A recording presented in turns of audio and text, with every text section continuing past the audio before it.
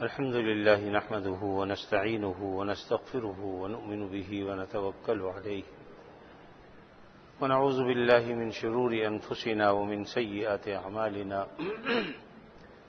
من يهده الله فلا مضل له ومن يضلل فلا هادي له وأشهد أن لا إله إلا الله وحده لا شريك له وأشهد أن سيدنا وسندنا ونبينا ومولانا محمدا عبده ورسوله صلى الله تعالى عليه وعلى آله وأصحابه وبارك وسلم تسليما كثيرا. أما بعد فأعوذ بالله من الشيطان الرجيم. بسم الله الرحمن الرحيم.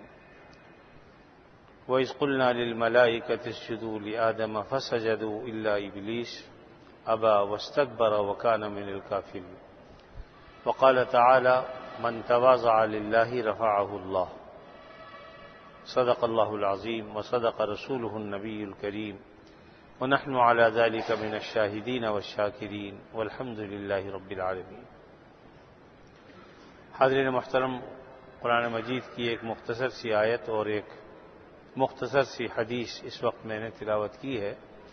دعا فرمائیے اللہ تعالیٰ بات کو صحیح طریقے پر کہنے کی، سننے کی، سمجھنے کی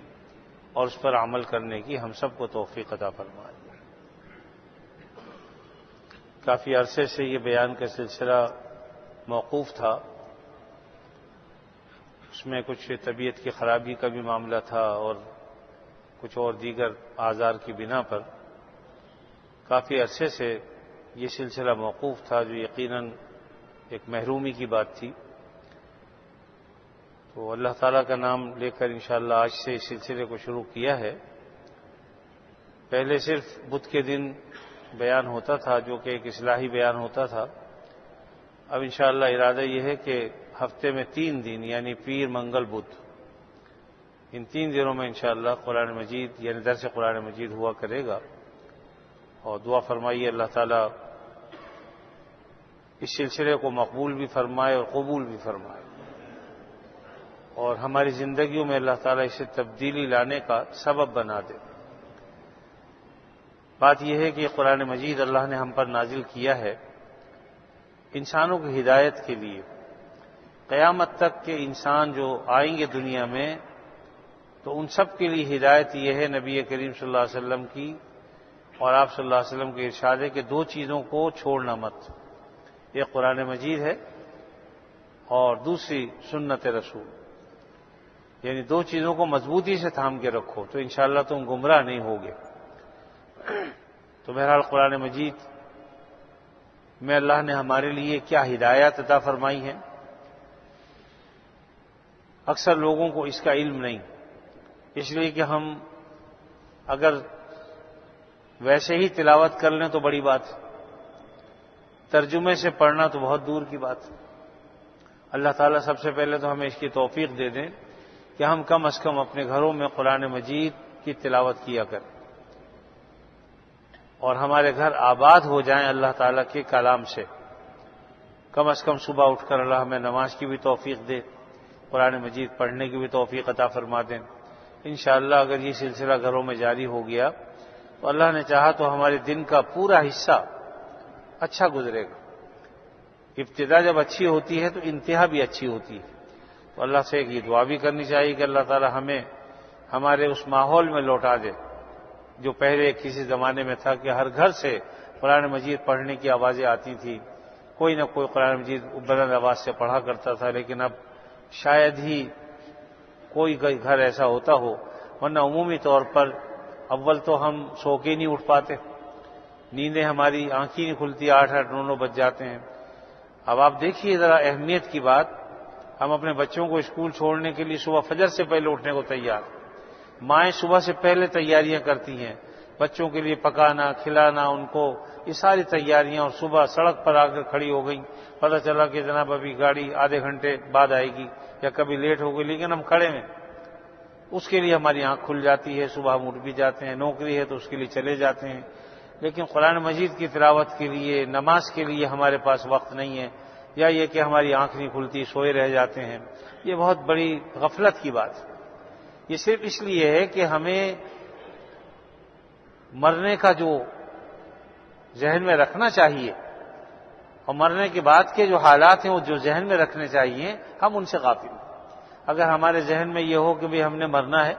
اللہ کو جواب دینا ہے، تو کوئی آدمی غفلت کا اظہار ایسا کام نہ کرے، بلکہ وہ سونے سے پہلے بھی تلاوت کرے، جیسا کہ آپ صلی اللہ علیہ وسلم کا معمول تھا۔ آپ صلی اللہ علیہ وسلم سورہ فلق بھی پڑھتے تھے، سورہ ناس بھی پڑھتے تھے، سورہ فاتحہ کی تلاوت بھی کرتے تھے، سورہ ملک بھی پڑھا کرتے تھے، اور بہت سی دعائیں ہیں نبی کریم صلی اللہ علیہ وسلم سے جو ثابت ہیں، اور آپ نے مختلف دعائیں بتلائی ہیں تاکہ کبھی یہ پڑھ لو کبھی وہ پڑھ لو، محروم ہی نہ ہو۔ اب مختصر سے مختصر دعا بھی بتلا دی ہے، طویل دعائیں بھی ہیں، قرآن مجید کی مختصر سے مختصر صورتیں بھی ہیں اور طویل صورتیں بھی ہیں، تو یہ سب اس لیے تاکہ ہم میں جو آسانی ہو تو ہم وہ کر لیا کریں۔ کبھی اگر دل نہیں چاہ رہا تو سورہ فلق سورہ ناس پڑھ لیں بھائی، آیت الکرسی پڑھ لیں، اللہم بسمک اموت واحیا پڑھ کر ہی سو جائیں، کلمہ طیبہ پڑھ کر سو جائیں کہ تاکہ آخری کلام ہمارا سونے سے پہلے لا الہ الا اللہ کلمہ شہادت ہو۔ تو یہ اگر اس کی ہم فکر کر لیں تو الحمدللہ کوئی ایسی بات نہیں ہے کہ کچھ کرنا مشکل ہو۔ تھوڑا سا خود بھی آدمی کو مستعد ہونا چاہیے، پھر اپنے گھروں میں اپنی گھر والیوں سے کہیے، بہن بھائیوں سے کہیں، بچوں سے اولادوں سے کہیں، تو انشاءاللہ وہ بھی اس کے وہ کچھ نہ کچھ ان میں فکر پیدا ہوگی۔ آج ہماری ابتدا ہوتی ہے جو ہے وہ موبائل سے، اختتام ہوتا ہے تو موبائل پہ، یہی دیکھتے دیکھتے سو جاتے ہیں۔ اب اس میں کیا دیکھ رہے ہیں کیا کر رہے ہیں کچھ ہمیں اندازہ اس کا نہیں ہے، لیکن ہمیں اس کا بہرحال اہتمام کرنا چاہیے، قرآن مجید کی تلاوت کریں۔ تو بھائی سب سے پہلے تو قرآن مجید کے الفاظ درست ہوں، ان کی تلاوت کی جائے، جو صورتیں ہمیں اچھی طریقے سے آتی ہوں کم از کم ان کو پڑھنا شروع کریں، ان کی تلاوت کریں۔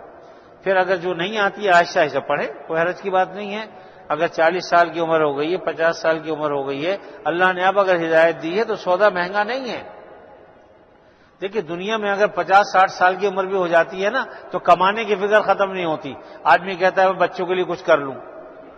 اس کی اولادیں جوان ہیں، وہ کما بھی رہی ہیں، اس کے باوجود آدمی پیچھے نہیں ہٹتا، خود بھی کہتا ہے میں بھی کچھ اپنا ہاتھ پاؤں مار لوں۔ اور بعض اوقات یہ ہوتا ہے کہ چلو بھائی کچھ ہاتھ پیر چلتے رہیں گے تو صحت رہے گی، اور جو ہے وہ میں بیمار نہیں ہوں گا، پڑھ نہیں جاؤں گا۔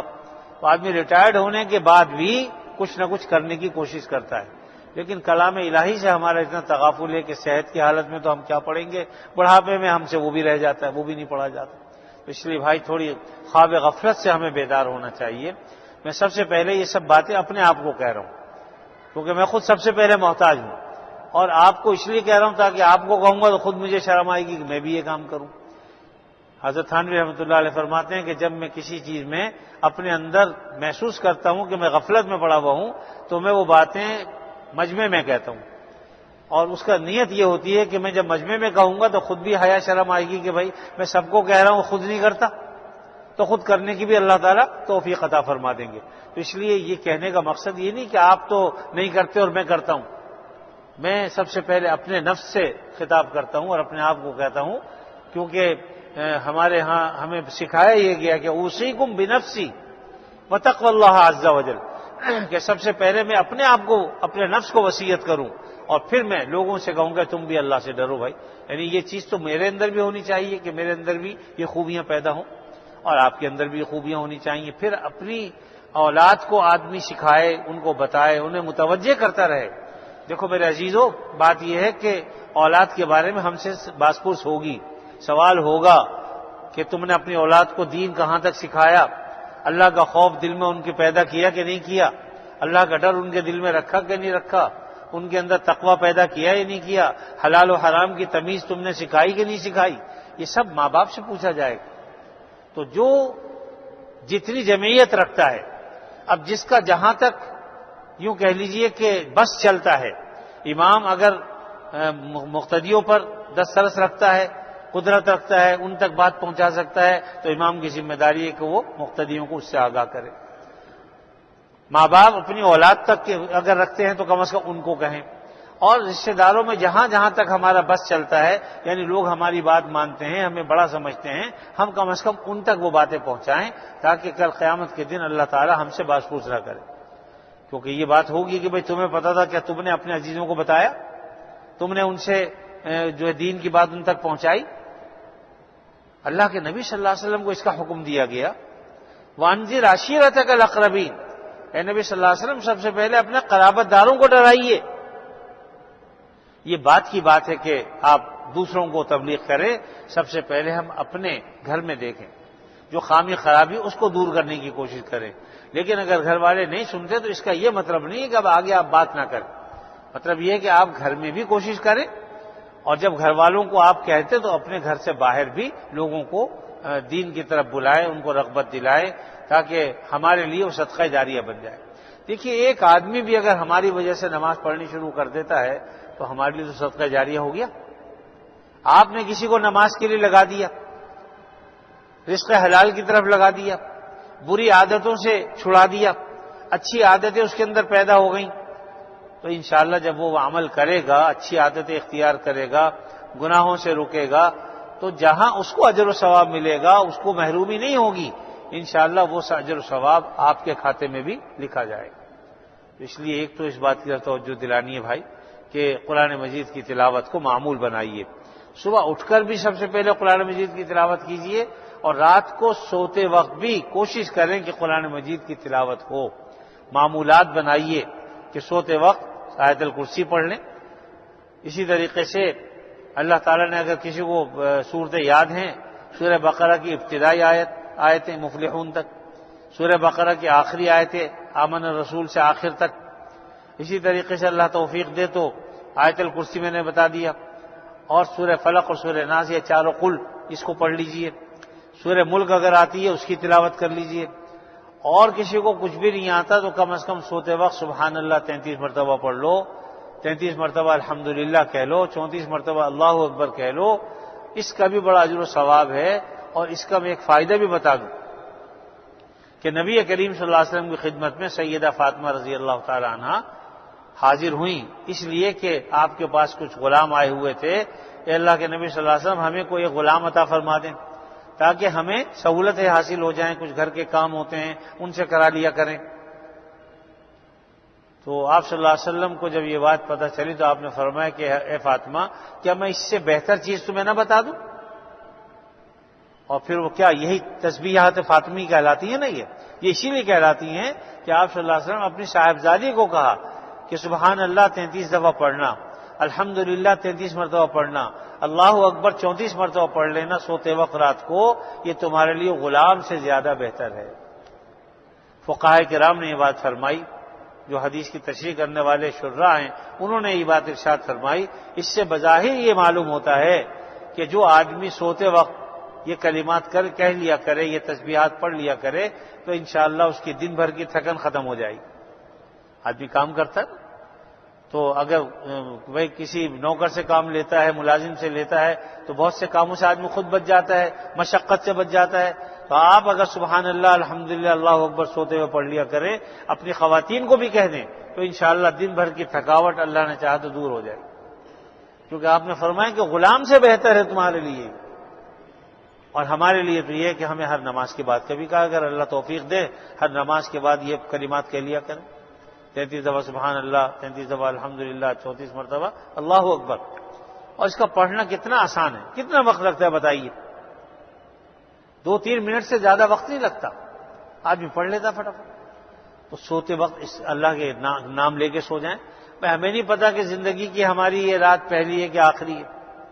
اس لیے آدمی جب سوئے تو کم از کم اللہ کا نام لے کے سوئے، توبہ استغفار کر کے سوئے۔ کتنے لوگ ایسے ہیں بیچارے جب سوتے ہیں تو صبح پھر اٹھ نہیں پاتے، آنکھیں نہیں کھلتی ان کی۔ تو اس لیے ایک تو یہ کہ ہمیں غفلت سے بیدار ہونا چاہیے، اور ہم کب تک غفلت کریں گے بھائی؟ زندگی کا ایک حصہ ہم نے گزار لیا، کوئی 25 سال کا ہو گیا، کوئی 30 سال کا ہو گیا، کوئی 40 سال کا ہو گیا، کوئی ہم میں 60 سال کا ہو گیا۔ ہم سوچے تو صحیح، پچھلی زندگی کی طرف غور کریں، ایسا معلوم ہوتا ہے کہ چند دن کی بات، یعنی خواب کسی زندگی معلوم ہوتی ہے۔ خواب تھا جو کچھ کے دیکھا، جو سنا افسانہ تھا۔ اگر ہم غور کریں تو لگتا یہ ہے کہ خواب دیکھا اب تک، کسی کی 60 سال کی ہو، میں اگر پیچھے دیکھتا ہوں مجھے ایسا لگتا ہے کل کی سی بات ہے۔ بچپن سے گزر گیا، لڑکپن کی عمر گزر گئی، جوانی گزر گئی، بڑھاپا آ گیا، اب اس کے بعد کیا ہے مجھے بتائیے؟ بڑھاپے کے بعد بڑھاپا اور مزید بڑھاپا اور بڑھاپا، یعنی کمزوری ہی کمزوری آتی چلی جائے گی۔ بڑھاپے کے بعد پھر جوانی نہیں ہے، تو اس لیے اب تو بڑھاپا ہی بڑھاپا، تو کم از کم اللہ نے جو وقت ہمیں دیا ہے، جو زندگی دی ہے، ہم اس کو کارآمد بنا دیں۔ پتہ نہیں ہمارے 2 سال باقی ہیں، 3 سال باقی ہیں، 5 سال باقی ہیں، 2 دن باقی ہیں، اللہ تعالیٰ جانتے ہیں۔ تو اس لیے میرا عزیزو، ہر دن کو آخر دن سمجھو۔ ہمیں تو آپ صلی اللہ علیہ وسلم کی یہ ہدایت ہے، جس کو میں اپنے الفاظ میں عرض کر دیتا ہوں کہ نماز اس طرح سے پڑھو کہ زندگی کی آخری نماز پڑھ لو۔ اگر کسی کو یہ علم ہو جائے کہ آج تمہیں پھانسی دے دی جائے گی، اور وہ کہے کہ اچھا بھائی پھانسی سے پہلے مجھے 2 رکعت پڑھنے کی اجازت دے دو، وہ 2 رکعت آپ کیسے پڑھیں گے بتائیے؟ کتنے خشوع سے پڑھیں گے، کتنے خضوع سے پڑھیں گے، یعنی کس قدر اہتمام کے ساتھ وہ نماز پڑھی جائے گی۔ تو آدمی جو نماز بھی پڑھے یہ سمجھ کے پڑھے کہ ہو سکتا ہے زندگی کی یہ آخری نماز ہو، اس کے بعد پھر مجھے موقع نہ ملے۔ تو اس لیے میرا عزیزو، ایک تو اس طرف مجھے توجہ دلانی ہے کہ ہم اپنی نمازوں سے غافل نہ ہوں اور دین سے غافل نہ ہوں۔ تو آپ دنیا سے کون منع کرتا ہے؟ جو کام کر رہے ہیں وہ آپ کرتے رہیے۔ نمازوں کے اوقات میں پڑھ لیجئے، قرآن مجید کی صبح تلاوت کر لیں، رات کو تلاوت کر لیں، بس کافی ہے ماشاءاللہ۔ کوئی حافظ تو چلتے پھرتے بھی پڑھ سکتا ہے۔ حضرت ڈاکٹر عبدالحی عارفی رحمۃ اللہ علیہ کا میں نے پہلے بھی واقعہ سنایا تھا، لیکن رغبت کے لیے میں یہ بات دوبارہ بھی عرض کر دیتا ہوں۔ حضرت ڈاکٹر عبدالحی عارفی رحمۃ اللہ علیہ بہت بڑے اللہ والے گزرے۔ آپ اس سے اندازہ لگا لیجئے کہ اس زمانے کے بڑے بڑے علماء ان کے سامنے بیٹھا کرتے تھے، چاہے وہ حضرت مولانا یوسف لدھیانوی ہوں شہید رحمۃ اللہ علیہ، حضرت مولانا تقی عثمانی صاحب ہوں دامت برکاتہم العالیہ، حضرت مولانا رفیع عثمانی صاحب ہوں، حضرت مولانا صاحبان محمود صاحب دنیا سے تشریف لے گئے جو، اور اس طریقے سے حضرت مولانا نظام الدین شامزئی، کتنے بڑے بڑے نام ہیں اپنے زمانے کے، یہ سب ان کے مرید تھے۔ اس سے اندازہ لگا لیجیے کہ وہ کتنے بڑے عارف باللہ ہوں گے کہ جس کے بڑے بڑے علماء جو ہیں وہ مرید تھے، حالانکہ وہ خود عالم نہیں تھے۔ عالم سے مراد وہ ایسے عالم نہیں تھے کہ انہوں نے باقاعدہ درس نظامی پڑھا ہو، ہاں علماء کی جوتیاں سیدھی کی تھی انہوں نے، اور اللہ والوں کی صحبت اختیار کی تھی۔ اس کے نتیجے میں اللہ رب العزت نے انہیں ایسا مرتبہ عطا فرما دیا کہ بڑے بڑے علماء ان کی جوتیاں سیدھی کرنے میں اپنے لیے سعادت سمجھتے تھے۔ انہوں نے اپنے ایک واقعہ لکھا، وہ فرماتے ہیں شروع میں یہ پہلے وکیل تھے، پھر وکالت انہوں نے چھوڑ دی، ترک کر دی، اور اپنے شیخ کے مشورے پر ہومیوپیتھک ڈاکٹر بن گئے۔ اس میں بھی کچھ اشکالات تھے تو حضرت نے دور فرما دیے کہ انشاءاللہ تمہیں یہ چیزیں پیدا نہیں ہوں گی، پیش نہیں آئیں گی۔ چنانچہ خود اپنا تجربہ بیان کرتے ہیں کہ الحمدللہ اللہ تعالیٰ نے ایسا بنا دیا کہ میرے سامنے کوئی عورت ہو مرد ہو تو اللہ نے دل کو پتھر بنا دیا ہے، اور ہم نے خود دیکھا کہ حضرت کی نظریں ہمیشہ جھکی رہتی تھی، کبھی وہ نظر اٹھا کے بات ہی نہیں کرتے تھے۔ بہرحال اللہ تعالیٰ نے ایسی توفیق دی، اور ایسے کامل بزرگ تھے۔ وہ فرماتے ہیں کہ ہندوستان میں میرا ایک کلاس فیلو دوست تھا، بعد میں ہم جدا ہو گئے کچھ عرصے کے لیے، وہ پہنچتے پہنچتے اس زمانے کا کمشنر ڈپٹی کمشنر بن گیا۔ تو ایک دن دل چاہا کہ میں جا کر اس سے ملاقات کروں، تو فرماتے ہیں کہ میں ملاقات کے لیے ان کے گھر گیا، دروازہ بجایا، دستک دی، تو اندر سے ایک ملازم باہر آیا، تو اس کو میں نے اپنے نام کی چٹ کاغذ پہ لکھ کے دی یا زبانی بتایا کہ بہرحال بھائی کہو کہ بھائی عبدالحی آیا ہے۔ وہ جو ملازم تھا وہ اندر گیا، لیکن کافی دیر گزر گئی، واپس نہیں آیا۔ تو میرے دل میں وسوسے آنے لگے کہ بھئی یہ شخص جو ہے اب شاید دنیا کے عہدے پر چونکہ فائز ہو گیا ہے بڑے، اس لیے شاید اس نے مجھے بھلا دیا، جو ہماری دوستی تھی وہ ختم ہو گئی، شاید اب دل میں کوئی اہمیت نہیں، اسی لیے آئے نہیں۔ فرمایا کہ دل میں اس طرح کے وسوسے خیالات مجھے آنے لگے، اور یہاں تک کہ قریب تھا کہ میں واپس چلا جاؤں، یعنی غصہ مجھے آنے لگا۔ تو میں واپس ہونے ہی لگا تھا کہ اچانک دروازہ کھلا، اور پتہ چلا کہ وہ جو ڈپٹی کمشنر صاحب تھے یا کمشنر تھے جو بھی تھے، وہ جلدی سے باہر نکلے، تو فرمانے لگے کہ مجھے اس سے چونکہ دل میں ناراضگی پیدا ہو گئی تھی، اس لیے جب وہ آئے باہر، انہوں نے چاہا کہ گلے لگوں، تو میں نے ان سے کہا کہ میں آپ سے نہیں بات کرتا، آپ شاید بدل گئے، مجھے اتنی دیر یہاں باہر کھڑا رکھا اور آپ نے فوراً، میں تو سمجھ رہا تھا کہ جیسے ہی میرا جو ہے پیغام ملے گا فوراً بھاگے ہوئے آؤ گے، لیکن تم نے اتنی دیر کی، لگتا ہے کہ اب وہ ہمارا آپ کا معاملہ رہا نہیں۔ تو انہوں نے کہا ناراض نہ ہوں، پہلے میری پوری بات سن لیں، پھر اگر آپ ناراض ہوں گے تو مجھے کوئی اعتراض نہیں ہوگا، آپ کو حق ہے۔ پھر اس نے بتایا کہ آپ کا جب پیغام پہنچا میں اس وقت قرآن مجید کی تلاوت کر رہا تھا، میرا یہ معمول ہے کہ میں تلاوت کر کے گھر سے نکلتا ہوں، یہ اس زمانے کے کمشنر ڈپٹی کمشنر کی بات میں کر رہا ہوں کہ میں قرآن مجید کی تلاوت کر رہا تھا، جب آپ کا رخا پہنچا، پیغام ملا، میرا دل چاہا کہ میں بند کروں قرآن مجید کو اور دوڑ کے تمہارے پاس جاؤں اور گلے لگ جاؤں کہ اتنے عرصے بعد تم آئے ہو، لیکن دل میں سوچا کہ اگر میں نے قرآن مجید کی تلاوت ادھوری چھوڑ دی اور دن میں مشغول ہوتا ہوں، مجھے نہیں پتا کہ پھر مجھے اس کا موقع ملے یا نہ ملے، اس لیے میں نے دل پہ جبر کر کے جو تلاوت میں کرتا تھا میں نے کی، اور جب پوری کر لی تو اب میں تمہاری خدمت میں حاضر ہوں، اب تمہیں جو ہے وہ اگر مجھ سے ناراضگی ہے تو اس کا حق تمہیں حاصل۔ تو میں نے کہا کہ نہیں، ہرگز نہیں، اب مجھے کوئی ناراضگی نہیں ہے، اور پھر آپ نے گلے ملے۔ تو بات یہ میں نے اس لیے بتائی کہ اس زمانے کے کمشنر ڈپٹی کمشنر بھی ایسے ہوتے تھے کہ قرآن مجید کی تلاوت کر کے گھر سے باہر نکلتے تھے، اور یہ واقعہ حضرت ڈاکٹر عبدالحی عارفی رحمۃ اللہ علیہ کا ہے، جس کا میں نے بتایا کہ اللہ نے انہیں کیسا کامل بزرگ بنایا تھا۔